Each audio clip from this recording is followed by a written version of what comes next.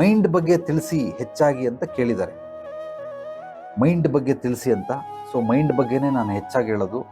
ಆದರೂ ಕೆಲವೊಂದು ಟಿಪ್ಸ್ಗಳನ್ನು ಹೇಳೋದಕ್ಕೆ ಇಷ್ಟಪಡ್ತೀನಿ. ಮೈಂಡ್ ಮೈಂಡ್ ಅಂದರೆ ಅದರ ಬಗ್ಗೆ ಮನಸ್ಸನ್ನು ಪಳಗಿಸ್ಕೊಳ್ಳುವಂಥ ರೀತಿ ನೀತಿಗಳನ್ನು ಹೇಳ್ಕೊಡ್ತೀನಿ ಇವತ್ತು. ಇದನ್ನು ನೀವೆಲ್ಲರೂ ಚಾಚು ತಪ್ಪದೆ ಗಮನ ಕೊಟ್ಟು ಆಲಿಸಿ ಮತ್ತು ಇದನ್ನು ಪಾಲನೆ ಮಾಡಿ, ನಿರಂತರವಾಗಿ ಪಾಲನೆ ಮಾಡಿ. ಕಾಡಿಂದ ಒಂದು ಕುದುರೆನ ಹಿಡ್ಕೊಂಬರ್ತಾರೆ. ಆ ಕುದುರೆನ ಹಿಡ್ಕೊಂಡು ಬಂದಿದ ತಕ್ಷಣವೇ ಆ ಕುದುರೆ ಕಾಡು ಕುದುರೆ ಅದು. ಅಂದರೆ ಅದು ಫಸ್ಟ್ ಆಫ್ ಆಲ್ ಅದನ್ನೇನೋ ಹಗ್ಗ ಗಿಗ್ಗ ಹಾಕಿ ಕಟ್ಟಿ ಏನೋ ಮಾಡಿ ಬಂದಿರ್ತಾರೆ. ಕುದುರೆನ ಇವಾಗ ಪಳಗಿಸ್ಬೇಕು. ಪಳಗಿಸ್ಕೊಳ್ಳೋದು ಹೇಗೆ? ಮೊದಲು ಒಂದು ಕಡೆ ಕೂಡಾಕ್ಬಿಡ್ತಾರೆ. ಅದು ಹಾರು ಹೋಗ್ದಿದ್ದಂಗೆ ಒಂದು ದೊಡ್ಡ ಕಾಂಪೌಂಡ್ ಕಟ್ಬಿಟ್ಟು ಕೂಡಾಕ್ಬಿಡ್ತಾರೆ. ಅದಕ್ಕೆ ನಾನೆಲ್ಲೋ ಬಂದ್ಬಿಟ್ಟಿದ್ದೀನಿ ಅಂತ ಭಯ ಬೀಳ್ತಾ ಇರ್ತದೆ. ಹೊಟ್ಟೆ ತುಂಬ ಊಟ ಕೊಡ್ತಾರೆ. ಊಟ ಕೊಟ್ಟ ಮೇಲೆ ಅದು ಒಂದು ಸ್ವಲ್ಪ ಸಮಾಧಾನ ಆಗುತ್ತೆ, ಪರವಾಗಿಲ್ಲ ಊಟ ಸಿಕ್ತು ಅಂತ. ಆಗ ಗೇಟ್ ಓಪನ್ ಮಾಡ್ತಾರೆ. ಅಷ್ಟೊಂದು ಒಂದು 10 ಅಡಿ 20 ಅಡಿ ದೂರದಲ್ಲೆಲ್ಲ ಸುತ್ತಾಡ್ತಾ ಇರ್ತದೆ. ಅದು ಹುಲ್ಲಿರ್ತದೆ, ಏನು ಬೇಕೆಲ್ಲ ಆಟ ಆಡ್ಬೋದು, ಜಗಿಬೋದು, ನೆಗಿಬೋದು. ಇದೆಲ್ಲ ಆದಮೇಲೆ ಏನು ಮಾಡ್ತಾರೆ, ಮೊದಲು ಆ ಮಾಲೀಕ ಅಂದರೆ ಯಾರು ಕುದುರೆ ತಗೊಂಬಂದಿರ್ತಾನೆ ಅವನು ಕತ್ತ ಮೇಲೆ ಸವರ್ತಾನೆ. ಊಟ ತಿಂತ ಮುಟ್ತಾನೆ. ಮುಟ್ಟಿದ ನಂತರ ನಿಧಾನವಾಗಿ ಮುಟ್ಟಿ ಅಭ್ಯಾಸ ಮಾಡಿ ಅದಕ್ಕೆ ಇವಾಗ ಗಲ್ಲ ಹಿಡಿತಾನೆ. ಅಂದರೆ ಕುದುರೆ ಹಣೆ ಮೇಲೆ ಮುಟ್ತಾನೆ, ಎಲ್ಲ ಮಾಡ್ತಾನೆ.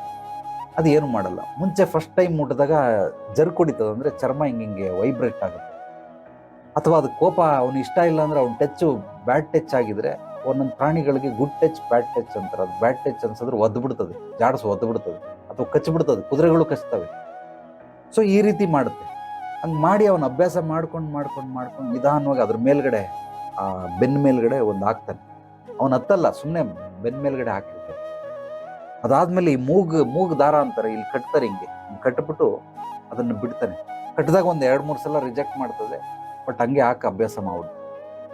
ಅದು ಮಾಡಿದ್ಮೇಲೆ ಆ ಲಗಾಮ್ ಹಿಡ್ಕೊಂಡು ಪೂರ್ತಿ ರೌಂಡ್ ಓಡಿಸ್ತಾನೆ. 1 ರೌಂಡು 2 ರೌಂಡು 3 ರೌಂಡು ದಿನನಿತ್ಯ. ಇದು ನಾನು ನಿಮಗೆ ಸ್ಪೀಡಾಗಿ ಹೇಳ್ತಾ ಇದ್ದೀನಿ. ಅವನು ಇದನ್ನು ವಾರ ಚೇಂಜ್ ಮಾಡ್ತಾ ಇರ್ತಾನೆ, ಒಂದೊಂದು ಸ್ಟೆಪ್ ಮಾಡಿ ಎಲ್ಲ ಆದಮೇಲೆ ಆ ಕುದುರೆ ಲಗಾಮ್ ಹಿಡ್ಕೊಂಡು ಈಗೇನು ಮಾಡ್ತಾನೆ, ಅವನು ಅದ್ರ ಮೇಲೆ ಹತ್ತು ಕೂತ್ಕೊಳ್ತಾನೆ. ಅದು ಕುಂಡಿಸ್ಕೊಳ್ಳುತ್ತಾ ಇಲ್ಲ ನೋಡ್ತಾನೆ. ಅಕಸ್ಮಾತ್ ಕುಂಡಿಸ್ಕೊಳ್ಳಿಲ್ಲ ಅಂದರೆ ಮತ್ತೆ ಇನ್ನೊಂದು ವಾರ ರೌಂಡ್ ಹಾಕ್ತಾನೆ. 2ನೇ ವಾರ 100% ಕುಂಡಿಸ್ಕೊಳ್ಳುತ್ತೆ. ಕುಂಡಿಸ್ಕೊಂಡ್ಮೇಲೆ ಅವನು ಅದನ್ನು ನಿಧಾನಕ್ಕೆ ಓಡಿಸ್ತಾನೆ. 1 ರೌಂಡ್ ಓಡಿಸ್ತಾನೆ, ಮತ್ತೆ ಇಳಿಸ್ಬಿಡ್ತಾನೆ, ಊಟ ಮಾಡ್ತಾನೆ. 2 ರೌಂಡ್ ಓಡಿಸ್ತಾನೆ, ಊಟ ಕೊಡ್ತಾನೆ. 3 ರೌಂಡ್ ಓಡಿಸ್ತಾನೆ, ಊಟ ಕೊಡ್ತಾನೆ. ಹಂಗೆ ಓಡಿಸಿ ಇವಾಗ ಪಳಗಿಸ್ಬಿಟ್ಟ. ಅಂದರೆ ಈಗ ಅದ್ರ ಮೇಲೆ ಕುಂತ್ಕೊಳ್ಳೋದಕ್ಕೆ ಆಯ್ತು. ಈಗ ಅದನ್ನ ಲೆಫ್ಟ್ ಟು ರೈಟ್, ಈ ಕಡೆ ಹೇಳಿದ್ರೆ ರೈಟ್ ತಿರುಗ್ತದೆ, ಈ ಕಡೆ ಹೇಳಿದ್ರೆ ಲೆಫ್ಟ್ ತಿರುಗ್ತದೆ. ಹಂಗೆ ನೆಕ್ಸ್ಟ್ ಜಂಪ್ಗಳು ಮಾಡ್ತಾನೆ. ಕಾಂಪೌಂಡ್ ಇಡ್ತಾನೆ, ಒಂದು 2 ಅಡಿ ಕಾಂಪೌಂಡ್. ನೆಕ್ಸ್ಟ್ ಅಲ್ಲಿ ಹೋಗ್ಬೇಕಾದ್ರೆ ಜಂಪ್ ಅಂತೇಳಿ ಲಗಾಮ್ನ ಹಿಂಗೆ ಎಳೆದು ಜಂಪ್ ಮಾಡ್ತಾನೆ. ಜಂಪ್ ಮಾಡಿದಾಗ ಅವಾಗ ಏನಾಗುತ್ತೆ, ಕುದುರೆಗೆ ಇದು ಫಸ್ಟ್ ಹೊಸದದು ಕುದುರೆಗೆ. ಅಂದರೆ ಅವನು ನನ್ನನ್ನು ಲಗಾಮ್ ಹಿಡಿದು ಎಳೆದು ಜಂಪ್ ಅಂತಂದಾಗ ನಾನು ಜಂಪ್ ಮಾಡಬೇಕು. ಇದನ್ನೇ ಒಂದು ವಾರ ಎಲ್ಲ ಅಭ್ಯಾಸ ಮಾಡಿಸ್ತಾನೆ. ನೆಕ್ಸ್ಟ್ ಏನು ಮಾಡ್ತಾನೆ, ಬಾಯಲ್ಲಿ ಹೇಳಲ್ಲ ಜಂಪ್ ಅನ್ನೋದನ್ನು, ಸುಮ್ಮನೆ ಲಗಾಮ್ ಹಿಡಿತಾನೆ, ಅದೇ ಜಂಪ್ ಮಾಡ್ಬಿಡ್ತಾನೆ. ಅದಕ್ಕೆ ಬಾಯಲ್ಲಿ ಹೇಳೋ ಅವಶ್ಯಕತೆ ಇಲ್ಲ. ಅದೇ ರೀತಿ 1 ವಾರ ಎಲ್ಲ ಮಾಡಿದ್ಮೇಲೆ ನೆಕ್ಸ್ಟು ಲಗಾಮ್ ಕೂಡ ಎಳೆಯಲ್ಲ, ಆ ಕುದುರೆ ಹಂಗೆ ಜಂಪ್ ಮಾಡ್ತದೆ ಆಟೋಮೆಟಿಕ್ ಆಗಿ. ಅಂದರೆ ಜಂಪ್ ವಿತ್ ಲಗಾಮ್. ಈಗ ಬಾಯಲ್ಲಿ ಹೇಳಲ್ಲ, ಬರೀ ಲಗಾಮ್ ಹಿಡಿದು ಎಳಿತಾನೆ. ಆಮೇಲೆ ಲಗಾಮ್ ಎಳೆಯಲ್ಲ, ಅದಷ್ಟು ಕದೆ ಬೆಳೀತದೆ. ಈಗ ಅವನು ಅಕಸ್ಮಾತ್ ಕುದುರೆ ಮೇಲೆ ಮಲಗಿಬಿಟ್ರು ಕೂಡ ಅದು ಎಲ್ಲಿಗೆ ಬೇಕು ಅಲ್ಲಿಗೆ ಕರ್ಕೊಂಡೋಗಿ ಅವನನ್ನು ಬಿಟ್ಟುಬಿಡ್ತದೆ. ಅದೇ ರೀತಿ ಮನಸ್ಸನ್ನು ಪಳಗಿಸ್ಕೊಳ್ಳುವಂಥ ರೀತಿನೂ ಅಷ್ಟೇ. ಅದು ಕಾಡುಗುದ್ರೆ ಥರ ಎಲ್ಲಂದ್ರಲ್ಲಿ ಹೋಗ್ತಾ ಇರ್ತದೆ. ನಿಮ್ಮನ್ನು ಮುಟ್ಟಕ್ಕೆ ಬಿಡಲ್ಲ. ನೀವು ಹೇಳ್ದಂಗೆ ಕೇಳಲ್ಲ, ಅದು ಹೇಳ್ದಂಗೆ ನೀವು ಕೇಳಬೇಕು. ಅದಕ್ಕೆ ನಿಧಾನವಾಗಿ ಪಳಗಿಸ್ಬೇಕು. ಏನು, ಅವನು ಯಾರೋ ಮೊನ್ನೆ ಪ್ರಶ್ನೆ ಕೇಳಿದ, ಗುರುಜಿ 4 ಗಂಟೆಗೆ ಎದ್ದೇಳ್ಬೇಕು, ನನ್ನ ಕೈಲಿ ಆಗಲ್ಲ ಅಂತ. 7 ಗಂಟೆಗೆ ಎದ್ದೇಳ್ತಾರೋ ಮುಟ್ಟಾಳ್ರು 4 ಗಂಟೆಗೆ ಎದ್ದು ಏನು ಮಾಡ್ತಾರೆ, ಭಜನೆ ಮಾಡ್ತಾರೇನು? ಖಂಡಿತವಾಗ್ಲೂ ಸಾಧ್ಯವಿಲ್ಲ.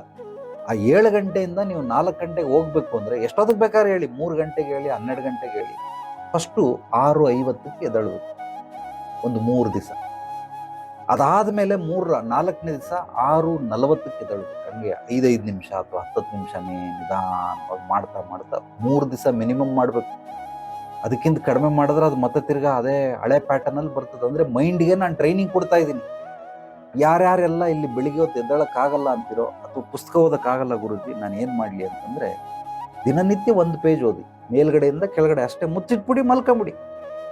ಏನೋ ಇಂಟ್ರೆಸ್ಟಿಂಗ್ ಆಗಿದೆ ಅಂತ 2ನೇ ಪೇಜ್ ಏನಾದರೂ ಓದಿದ್ರೆ ನಿಮ್ಮ ಅಪ್ರಾಣಿ ನೀವು ಪುಸ್ತಕ ಓದೋದು ಕಲಿಯಲ್ಲ. 1ನೇ ಪೇಜ್ ಮೇಲಿಂದ ಕೆಳಗಡೆ ಮಲ್ಬಿಡ್ಬೇಕು. ದಿನನಿತ್ಯ 1 ಪೇಜ್ 1 ವಾರ ಓದಿ. 2ನೇ ವಾರದಲ್ಲಿ ಈ ಕಡೆ ಪೇಜು ಮತ್ತೆ ಹಿಂಗೆ ತಿರುಗಿಸ್ಬಿಟ್ಟು ಈ ಕಡೆ ಪೇಜ್ ಓದ್ಬೇಕಷ್ಟೇ, 2 ಪೇಜ್. ಮತ್ತೆ ಅದನ್ನು ಒಂದು 6 ದಿವಸ ಓದಿ. ಅದಾದಮೇಲೆ 3 ಪೇಜ್ ಓದಿ ಅದನ್ನೊಂದು 5 ದಿವಸ ಮಾಡಿ. ಅದಾದಮೇಲೆ 4 ಪೇಜ್ ಓದಿ ಅದನ್ನು 4 ದಿವಸ ಮಾಡಿ. ಈ ಥರ ದಿನ ಮಾಡ್ತಾ ಮಾಡ್ತಾ ಮಾಡ್ತಾ ಬಂದರೆ ಅವಾಗ ನೀವು ಪುಸ್ತಕ ನನಗಿಂತನೂ ಅದ್ಭುತವಾಗಿ ಓದ್ತೀರಿ. ಸೊ ಪ್ರತಿಯೊಂದನ್ನ ಮನಸ್ಸನ್ನು ಪಳಗಿಸ್ಕೊಳ್ಳೋದಕ್ಕೆ ಒಂದೇ ಸಲ ಅದು ಪಳಗಕ್ಕೆ ಸಾಧ್ಯವಿಲ್ಲ. ಸ್ಮೋಕ್ ಮಾಡ್ತಾವನು, ಚೈನ್ ಸ್ಮೋಕರ್, ಬಿಟ್ಬಿಡು ಅಂದರೆ ಸತ್ಯ ಹೋಗ್ಬಿಡ್ತಾನೆ ಅವನು. ಎಲ್ಲಿಂದ ಬಿಟ್ಬಿಡ್ತಾನೆ? ದಿನಕ್ಕೆ 34 ಸಿಗರೇಟ್ ಸೇರ್ತಾನಂತೆ ಪುಣ್ಯಾತ್ಮ. ಅದು ಹೆಂಗೆ ಬದುಕವನೋ ಗೊತ್ತಿಲ್ಲ. 53 ವರ್ಷ ಅವನಿಗೆ. 34 ಸಿಗರೇಟ್ ಸೇರ್ತದ ದಿನಕ್ಕೆ ಅಂದರೆ ಏನು ಅವನ ಎದೆ ಶ್ವಾಸಕೋಶ ಯಾವ ಗತಿ ಆಗಿರಬಾರ್ದು. ಈಗ ಅವನಿಗೆ ಬಿಡಿಸ್ಬೇಕು. ಅವನಿಗೆ ಅನ್ನಿಸ್ಬಿಟ್ಟೈತೆ ಇದು ಓವರ್ ಆಗ್ಬಿಟ್ಟೈತೆ ಅಂತ. ಅದಕ್ಕೋಸ್ಕರ ಬೇರೆಯವರೆಲ್ಲ ಅದೇನೋ ನಿಕೋಟಿನ್ನು ಹಂಗೆ ಇಂಜೆಕ್ಷನ್ ಅವೆಲ್ಲ ಇಲ್ಲ. ನನ್ನ ಹತ್ರ ಬಂದರೆ ನೋಡಪ್ಪ ದಿನಕ್ಕೆ ಒಂದೊಂದು ಕಡಿಮೆ ಮಾಡ್ಕೊಂಬ ಅಷ್ಟೆ. ಸಿಗರೇಟ್ ಹೊಡಿಬೇಡ ಅಂತ ಹೇಳಲ್ಲ, ಹೊಡಿ.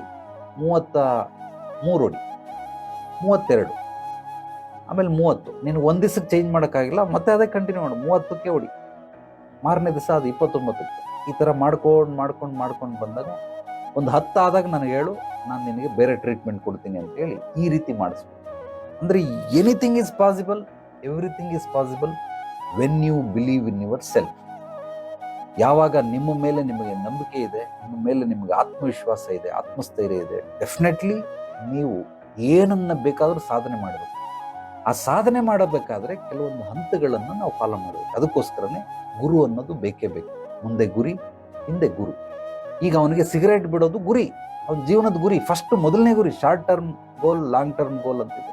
ಈಗ ಅವ್ನು ಸಿಗರೇಟ್ ಬಿಟ್ಟರೆ ಒಂದು ಲೈಫಲ್ಲಿ ಅವನೊಂದು ಹಂತಕ್ಕೆ ಹೋಗೋದಕ್ಕೆ ಅನುಕೂಲ ಆಗುತ್ತೆ. ಆ ಸಿಗರೇಟಿಂದ ಅವ್ನು ಹೋಗ್ತಾ ಇಲ್ಲ ಅಂತ ಅವನಿಗೆ ಅದು ಮನವರಿಕೆ ಆಗ್ಬಿಟ್ಟಿದೆ. ಅದಕ್ಕೆ ಫಸ್ಟ್ ಗೋಲ್ ಅವನಿಗೆ ನಾನು ಸಹಾಯ ಮಾಡ್ತಾ ಇದ್ದೀನಿ. ಗುರುಜಿ ನಾನೇನಾದರೂ ಒಂದು ಹೆಚ್ಚಿಗೆ ಮಾಡ್ಬಿಟ್ರೆ ಏನು ಮಾಡ್ತೀರಿ ಅಂತ. ನನ್ನ ಮಗನೇ ಬಾ, ನಿನಗೆ ಒಂದು ಕೆಪಾಳಕ್ಕೆ ಹೊಡೆದು ನೀನು ಬುದ್ಧಿ ಕಲಿಸ್ತೀನಿ ಅಂತ. ನೀನೇನಾದರೂ ಒಂದು ಹೆಚ್ಚಿಗೆ ಮಾಡಿದ್ರೆ ಡೆಫಿನೆಟ್ಲಿ ಬಾ, ನೀನು ಹೊಡೆದಿದ್ದೀನಿ ಅಂತ. ನನಗಿಂತ ಏಜಲ್ಲಿ ದೊಡ್ಡವನು ಆದರೂ ಹೊಡಿತೀನಿ, ನೀನು ಹೊಡೆದು ನೋಡು, ನೀನು ಒಂದು ಎಕ್ಸ್ಟ್ರಾ ಸೇದ್ ನೋಡು ನಿನಗೆ ಅಂತ. ಯಾಕೆಂದರೆ ಇಲ್ಲಿ ಟಾಸ್ಕ್ ಮಾಸ್ಟರ್ ಯಾರು ಇಲ್ಲ. ನಮ್ಮನ್ನು ಜುಟ್ಟಿಡ್ದು ಈ ಕಿವಿ ಹಿಂಡೋರು ಇಲ್ಲ, ಹೊಲ್ಸುಂಡಿ ಹಿಂಡೋರು ಇಲ್ಲ ಅಂತಂದರೆ ನಾವು ಬೆಳೆಯಲ್ಲ, ನಾವು ಬದುಕಲ್ಲ. ಅಲ್ಲ, ನಾವು ಬದುಕ್ತೀರಿ, ಜೀವಿಸಲ್ಲ. ನಾವು ಸಾಧನೆ ಏನು ಮಾಡೋಕ್ಕಾಗಲ್ಲ. ಅದಕ್ಕೆ ಮುಂದೆ ಗುರಿ, ಹಿಂದೆ ಗುರು ಇರ್ಬೇಕು. ಕೆಲವರು ಸಾಫ್ಟ್ ಗುರುಗಳಿರ್ತಾರೆ. ನಾನು ಸಾಫ್ಟ್ ಗುರು ಅಲ್ಲ, ನಾನೇ ಹೇಳ್ಕೊಳ್ತಾ ಇದ್ದೀನಿ. ವಾಡ್ದು ಒಟ್ನಲ್ಲಿ ನನಗೆ ಔಟ್ಪುಟ್ ರಿಸಲ್ಟ್ ಬೇಕಷ್ಟೆ. ಸರಿಯಾಗಿ ಹೊಡೆದು ಕಿವಿ ಹಿಂಡು ಕೈ ಎಲ್ಲ ಮುರಿದಾಕ್ಬಿಡ್ತೀನಿ. ಆ ರೀತಿ ಹೊಡೆದು ಮಾಡಿಸುವಂಥ ಗುರು ನಾವು.